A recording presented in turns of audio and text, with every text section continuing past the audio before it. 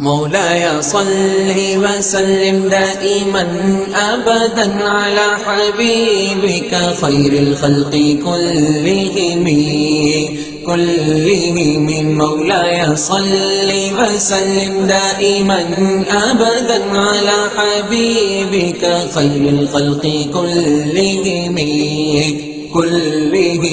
هو الحبيب الذي ترجى شفاعته هو الحبيب الذي ترجى شفاعته لكل هول من الأهوال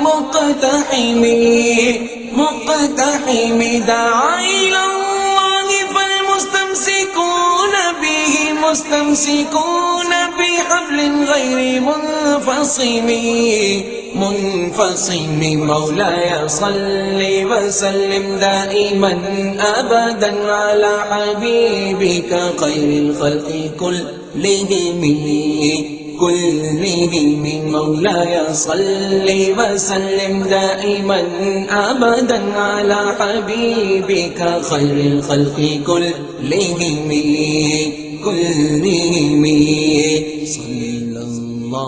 سنو مومنو، نبی کی ہجرت مکے سے مدینے کی طرف کیا کیا قربانیاں دیں اس دین کی خاطر، اور آج نبی کا دین لٹتا جا رہا ہے اور ہم اپنے گھروں میں آرام کر رہے ہیں۔ ادھر مکے میں دنیا تنگ تھی ایمان داروں پر کہ روندے جا رہے تھے پھول کیسے جسم خاروں پر، نبوت نے اجازت دی کہ یثرب میں چلے جاؤ، وطن والوں کے اس ظلم و تعدی سے امان پاؤ، بشارت ہے وہاں پر امن بخشے گا خدا تم کو، یہاں صبح ہے وطن ہے خندہ دندانما تم کو، صحابہ پر اگرچہ قہر کے بادل برستے تھے، بیچارے سانس آزادی سے لینے کو ترستے تھے، نہ تھا آسان منہ اپنے وطن سے موڑ کر جانا، رسول پاک کو مکے میں تنہا چھوڑ کر جانا، مگر فرمان محبوب خدا فرمان باری تھا، مسلمانوں کا شیوا اطاعت گزاری تھا، صحابہ رفتہ رفتہ جانب یثرب ہوئے راہی، قریشی کافروں کو مل گئی فی الفور آگاہی، دلوں میں خوشی ہوئے ظالم کے اب حسرت ہوئی پوری، محمد اور اس کے ساتھیوں میں ہو گئی دوری، مسلمان جا چکے ارض حبش میں اور یثرب میں، یہ اچھا وقت ہے سب ٹل گئے وقت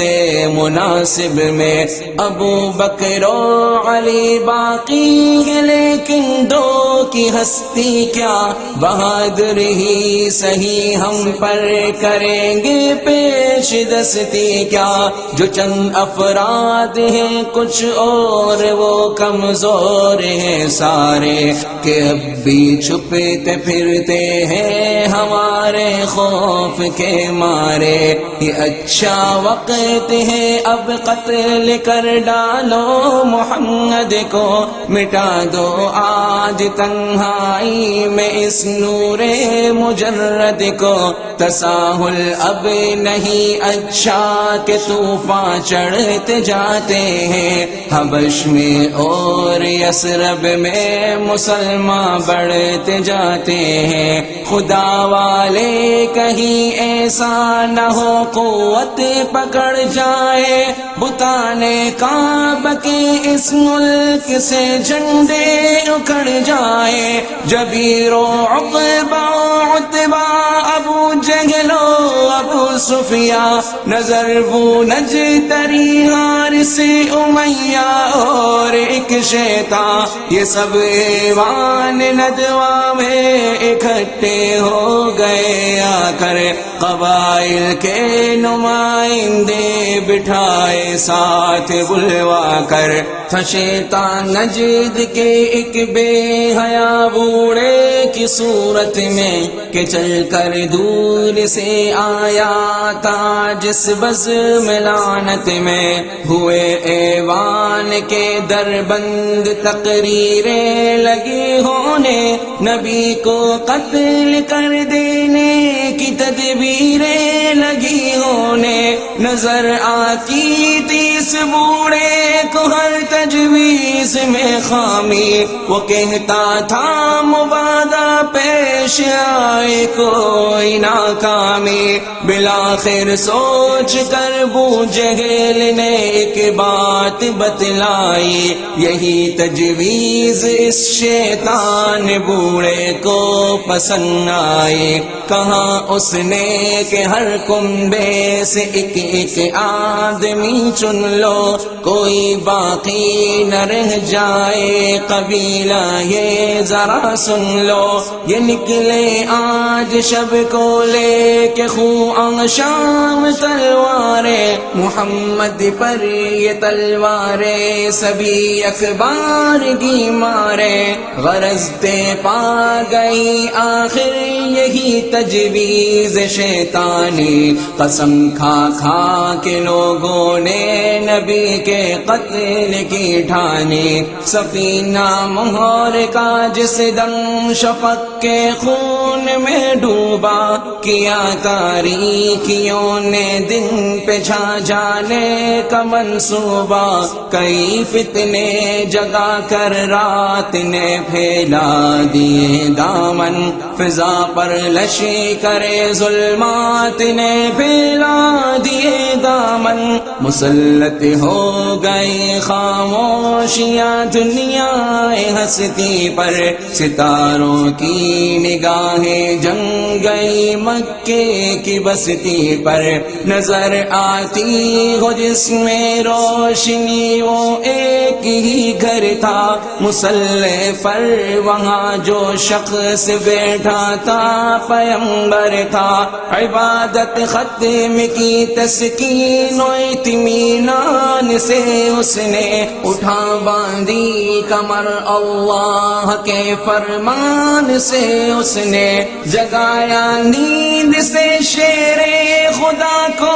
اور فرمایا کہ فرما ہجرت یثرب کہیں میرے لیے آیا، مثال موسیٰ و داؤد ہجرت فرض ہے مجھ پر، کمال دین حق تمام حجت فرض ہے مجھ پر، اٹھو دیکھو کہ تلواروں سے گھر محصور ہے میرا، کہ میری قوم کو اب قتل ہی منظور ہے میرا، نکلنا اور اس عالم میں تلواروں پہ چلنا ہے، مگر حکم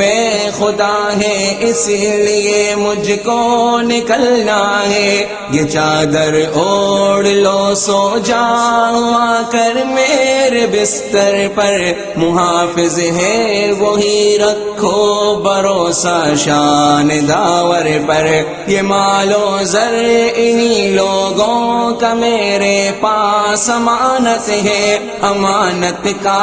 ادا کرنا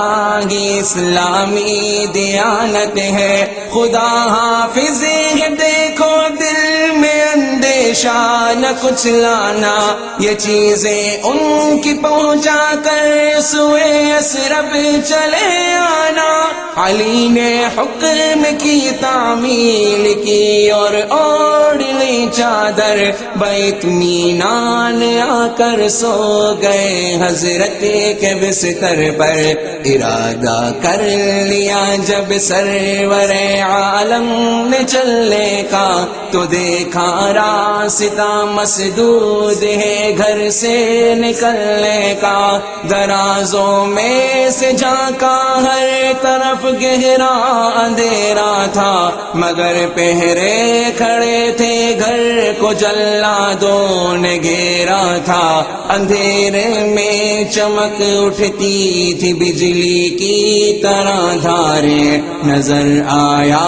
کہ ہیں ہر سمت تلواریں ہی تلواریں، یہ آدھی رات کا عالم یہ ہیبتناک نظارہ، مگر ڈرتا نہ تھا باطل سے وہ اللہ کا پیارا، وہ دراتا ہوا وحدت قدم بھرتا ہوا نکلا، تلاوت سورہ یاسین کی کرتا ہوا نکلا، گری برق نظر اس مجمع قاتل کی آنکھوں پر کہ پٹی خیر کی بن گئی باطل کی آنکھوں پر، کھچی ہی رہ گئی خوریز خواں شام شمشیریں، کسی نے کھینچ دی ہو جس طرح کاغذ کی تصویریں، خدا نے خاک غفلت ڈال دی کفار کے سر میں، رسول پاک پہنچے حضرت صدیق کے گھر میں، سنایا دوست کو فرمان حق یثرب کی ہجرت کا، نبی دے زندگی بخشی دیا مزدار رفاقت کا، بعجلت دختر صدیق نے سامان کو باندھا، نطاق اپنی اتاری اس تو شادان کو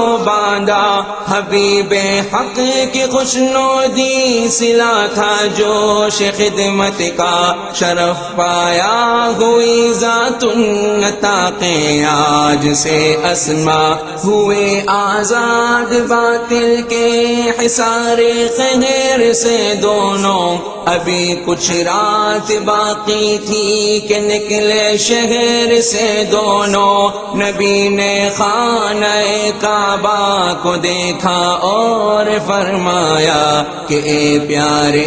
حرم میری تیری فرقت کا وقت آیا، تیرے فرزند اب مجھ کو یہاں رہنے نہیں دیتے،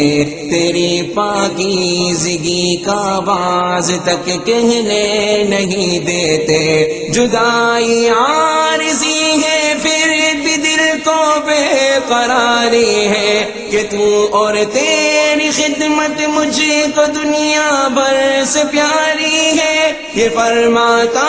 ہوا آگے بڑا اسلام کا ہادی، سراسر موم ہو کر رہ گئی یہ سنگ دل وادی، چڑھائی سخت تھی سنگین و ناہموار رستا تھا، نکیلے پتھروں کا فرش تھا پرخار رستا تھا، نبی کے پائے نازک ہر قدم پر چوٹ کھاتے تھے، دل صدیق کے جذبات زخمی ہوتے جاتے تھے، نہ دیکھا جا سکا پائے میرا دل بدل دے، میرا دل بدل دے۔ Welcome to QuranRecites.com, where there are lectures of renowned Islamic scholars, nasheed in English, Arabic and in Urdu, Quranic recitation with translation, Islamic میرا videos دل and بدل دے، میرا دل بدل دے، میرا غفلت میں ڈوبا دل بدل دے، میرا غفلت میں ڈوبا دل بدل دے۔